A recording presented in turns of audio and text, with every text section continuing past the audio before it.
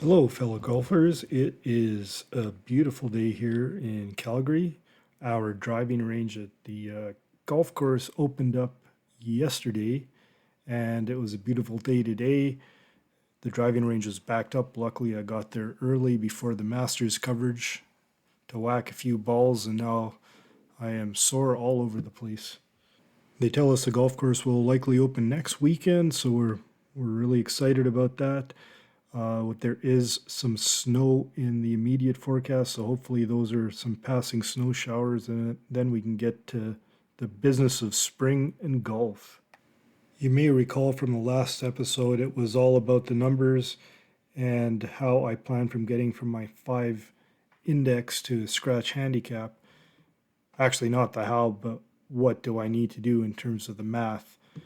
So essentially, I need to shave 5 strokes off. And as we discussed, 2 of these 5 strokes will come from going up and down as much as a scratch handicap.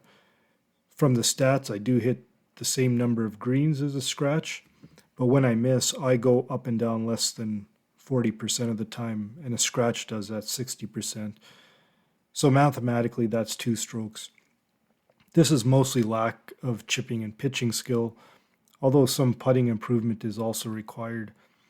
The other 2 strokes are likely better approach shots, leading to turning an additional 2 putt into a 1 putt and maybe a 3 putt into a 2 putt. I think that should be fairly achievable if my approach shots become better and better course strategy.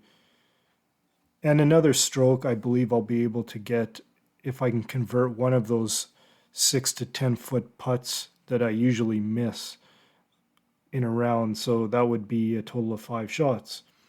So now that I have these improvement areas, let's come up with a practice plan. During the season, I want to be on the course as much as possible. It looks like it's going to be less than a 6 month season this year due to the weather. Even so, I'll try to devote 2 hours per week to practice outside of the time that I'm just warming up before a round of golf. So my spring/summer practice schedule will be divided, and there'll be some more math here. And predominantly, the reasons for this math are where I need to improve. But for putting, I see myself spending roughly a third of my time practicing that, a quarter of my time on short game, another quarter on the approach, and that leaves a little bit of time just to hit the driver a little bit, roughly 10% of the time there, then 5% of the time in the sand. I really hope that adds up to 100%. Looking at the numbers, yeah, I think it does. Of that practice, 60% will be block practice. So this is doing the same shot with the same club. This would really be an attempt to groove the swing or ingrain the swing, the underlying assumption being that the swing is decent to begin with. You know what they say, practice makes permanent. The performance portion would be more like creating challenges or games where I would need to, say, make a certain number of shots within my desired range. When I'm chipping or approach shots, making sure my dispersion is as little as possible, trying to get it between flags. Okay, so what does that look like when we break down that 1 hour session? Well, the putting, as you recall, is roughly a third, so we'll call that 20 minutes of my hour session. Of that 20 minutes, let's do 12 minutes of block and 8 minutes of performance. So the block will largely be me trying to focus on my putting stroke, to stay as square as possible, and trying to rock my shoulders and keep my lower body steady. Those are my primary swing thoughts there. So once I've done that for 12 minutes, then for the other 8 minutes, I'll do these ladder type drills where I go from different distances, different spots on the green, so I'm not always hitting the same shot. I will provide more detail on that once I get to it and devise that plan. Now we can move on to the short game or the chipping and pitching part of the practice. So this will leave 15 minutes, so roughly 9 minutes on block and 6 minutes on performance. So the block will entail chipping and pitching from different types of lies, hitting a certain number of shots from each of those types of lies.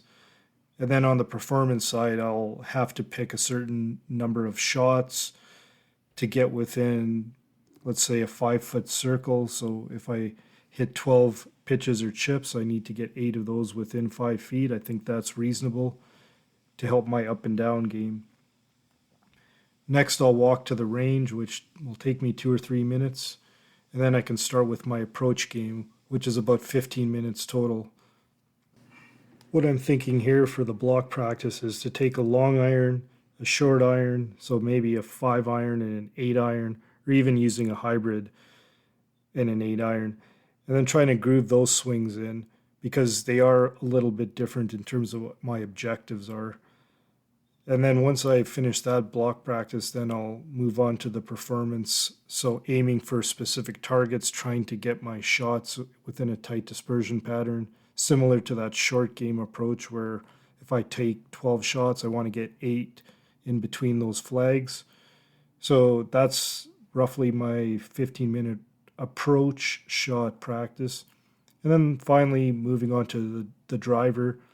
I say finally, technically I should do some sand shots, but I'll probably be more strategic when it comes to that because the sand bunker is quite far from where I need to head to the first tee. So for the driver, I was thinking about a 6-minute time for block and a 4-minute time for performance, essentially just trying to groove swing for my block practice and then picking those specific targets to hit my driver.